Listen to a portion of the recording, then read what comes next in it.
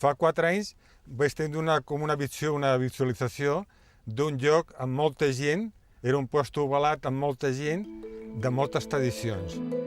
Em dic Eduard Soriano, tinc 62 anys, sóc un buscador. Jo sóc de la terra, vaig néixer a Granada però em sento d'aquí, de Catalunya. El meu color preferit és aquest verd. Terra!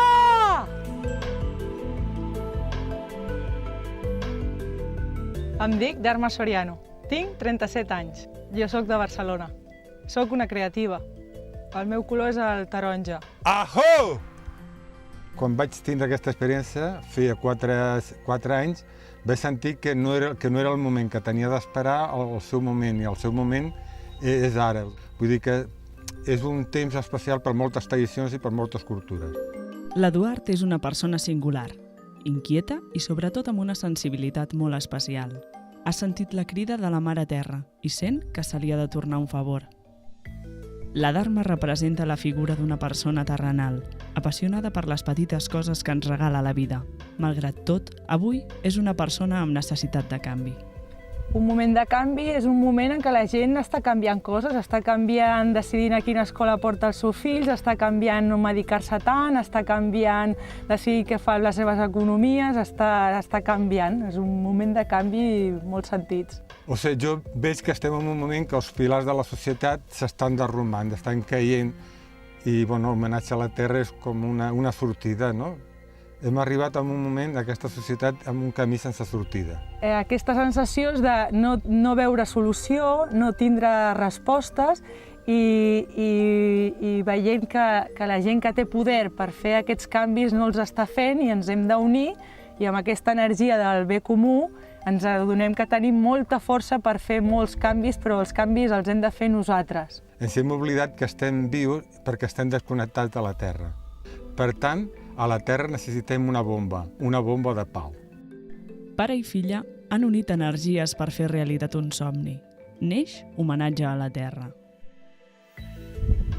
És un moment important per fer una celebració, per sentir la força, l'energia del bé comú, que som molta gent que volem això, que no estem sols, i una trobada, una celebració et dona força per continuar. Per mi, homenatge a la Terra és un somni fet de realitat.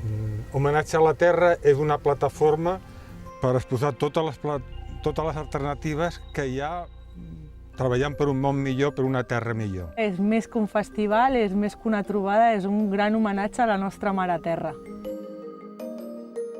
Penso que el perfil de la gent que pot tindre interès per l'homenatge és totes aquestes persones que no estan d'acord amb com està la societat avui en dia, que estan buscant una resposta, que estan buscant un canvi, i llavors aquestes persones poden ser de qualsevol edat, del nen petit a la mare, als pares, als avis, vull dir, és un espai obert per tothom perquè tots som fills de la terra.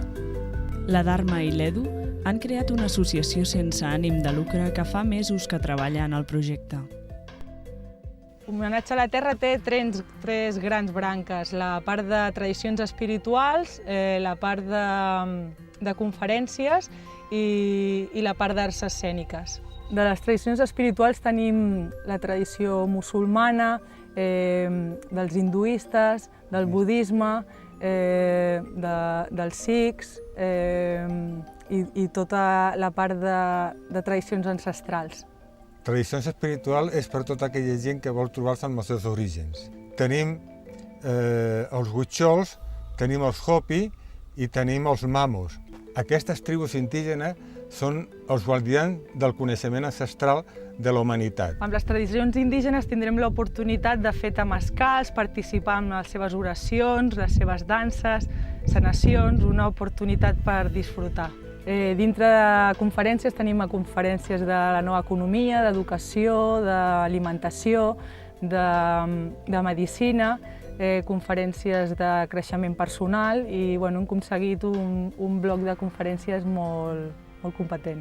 Amb xerrades estarà Wang Chen, el Kamal, l'alcalde Olivera. Amb aquestes conferències la gent podrà aprendre una altra manera d'alimentar-te, una altra manera d'entendre la vida, una altra manera d'educar els nens. També una altra manera com de sentir, d'experimentar, que és a través del yoga, la meditació, la comunicació.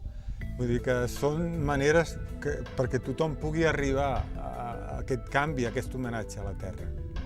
En definitiva, xerrades interessants per qualsevol tipus de sensibilitat. I a la part de les escèniques tindrem molta música, concerts, circ, dansa, un holi, una festa de la Índia, que la gent estira pigments de colors i és tota una experiència per grans i per petits. 518 hectàrees de terreny a la disposició d'una idea. Tindrem 5 espais, que un seria la zona infantil, una zona de teràpies alternatives, on et podran fer massatges i diversitat de teràpies. Tindrem una zona de restauració on hi haurà alimentació per diversitat de gustos.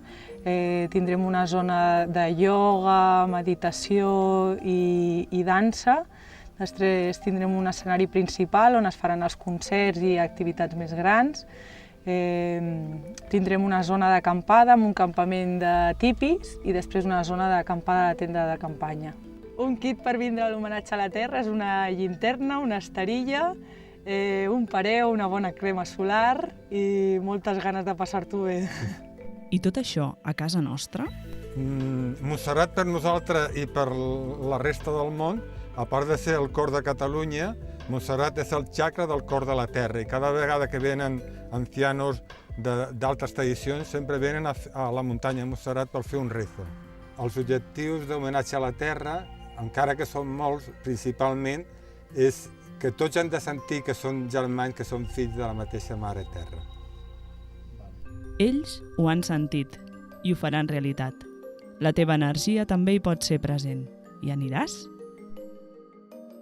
Com arribar-hi és al quilòmetre 43 i mig de la carretera de Solsona, el desvio Les Comes, que és aquesta casa d'aquí, i també si veniu amb tren tindrem transport des de l'estació fins a Les Comes. Ens podreu conèixer aquest projecte a homenatgealaterra.com. A la nostra web podreu trobar més informació sobre horaris de transport i mitjans. El 5, 6, 7 i 8 de setembre esteu convidats tots a aquesta gran celebració. Mai hauria imaginat poder transformar el món, però crec que cada dia es poden transformar les coses.